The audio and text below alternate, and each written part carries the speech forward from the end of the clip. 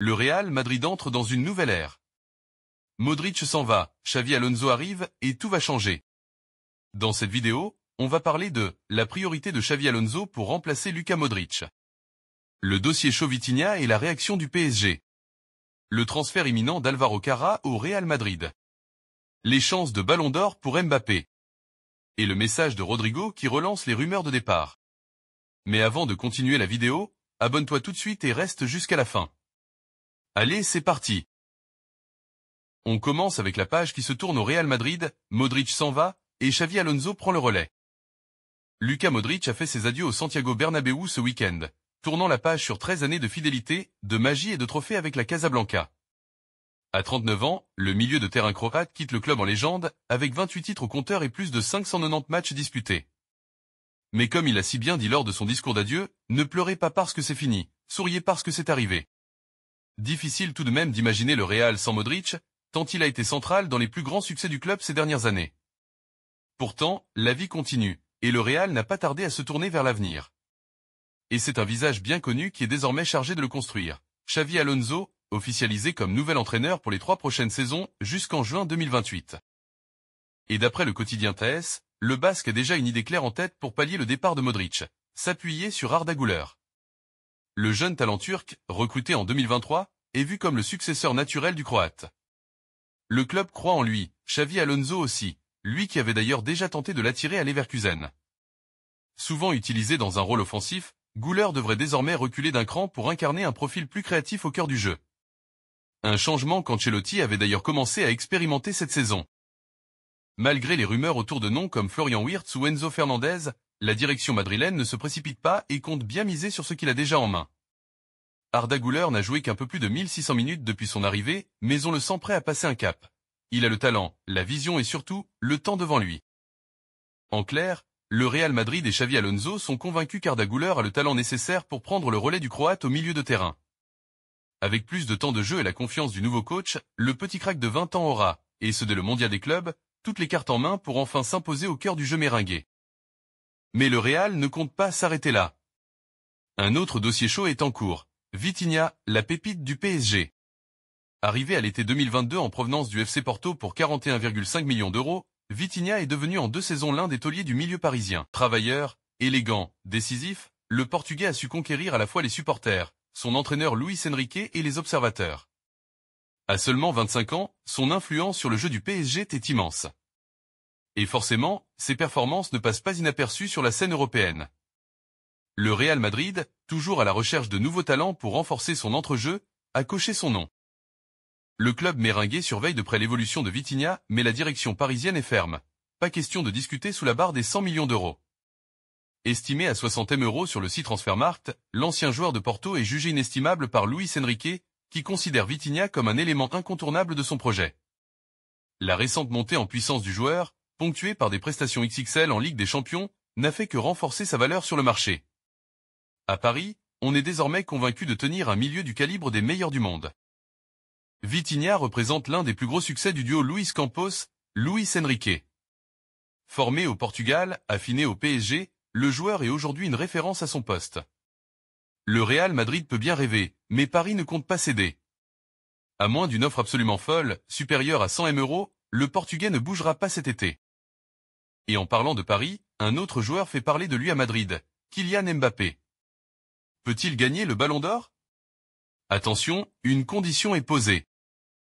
La première année de Kylian Mbappé au Real Madrid aura été maigre en termes de trophées remportés, les Madrilènes n'ayant mis la main sur aucun titre majeur, seulement la Supercoupe d'Europe et la Coupe intercontinentale.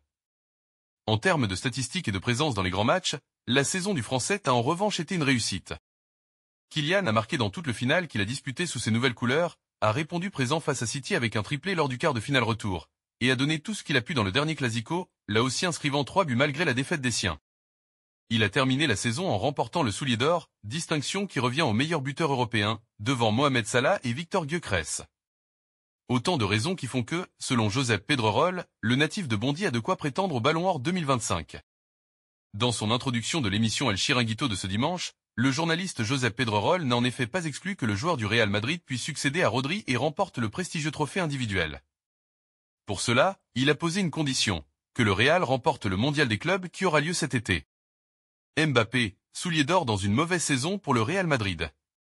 Je vais vous dire une chose. Si le Real Madrid gagne la Coupe du Monde des clubs, Mbappé remportera le Ballon d'Or, a déclaré Josep Pedrerol sur ce ton froid et sérieux qui lui est propre. Et pendant ce temps, le Real veut sécuriser un renfort urgent en défense. Álvaro Carra, une affaire à boucler rapidement.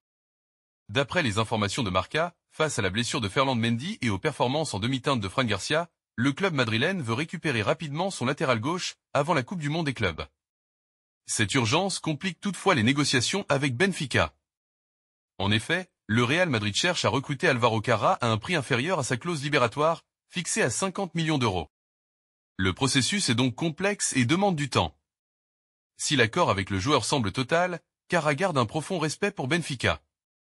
Bien qu'il soit très enthousiaste à l'idée de revenir à Madrid, il espère que les deux clubs trouveront un terrain d'entente équitable, sans qu'aucun ne se sente lésé. Arrivé au Real Madrid à la fin de son adolescence, Álvaro Carra a passé 3 saisons dans la capitale avant d'être prêté à plusieurs clubs. Du Racing de Ferrol au Deportivo de la Coruña, c'est en Angleterre qu'il a véritablement éclaté. Avec Preston, il a été élu meilleur joueur de l'équipe des moins de 23 ans, puis meilleur jeune du championnat la saison suivante. Après un dernier prêt mitigé à Grenade, c'est Benfica qui a frappé à la porte de Manchester United pour récupérer Carra en juin 2024. Il n'aura fallu qu'une saison au Portugal pour que le latéral espagnol s'impose aux yeux du grand public. Cette année a marqué sa consécration, et il est désormais prêt à revenir au club de ses amours. Luka Modric dans le viseur de Inter de Milan. Selon la presse espagnole, Luka Modric pourrait pendant cette Coupe du Monde des clubs être approché par des clubs de MLS. Mais en Europe, quelques clubs s'intéressent à lui. Notamment l'Inter Milan. Le club lombard aurait contacté ses représentants après la confirmation de son départ du Real Madrid. Simone Inzaghi a pris l'habitude de faire venir des joueurs expérimentés dans son équipe ces dernières saisons et Modric serait un atout majeur. Aucune décision ne sera prise du côté de l'Inter Milan avant la finale de la Ligue des Champions contre le PSG le 31 mai et Modric demandera à attendre jusqu'en juillet. Et enfin, un message de Rodrigo qui a semé le doute. Partira-t-il aussi cet été ? On vous explique tout.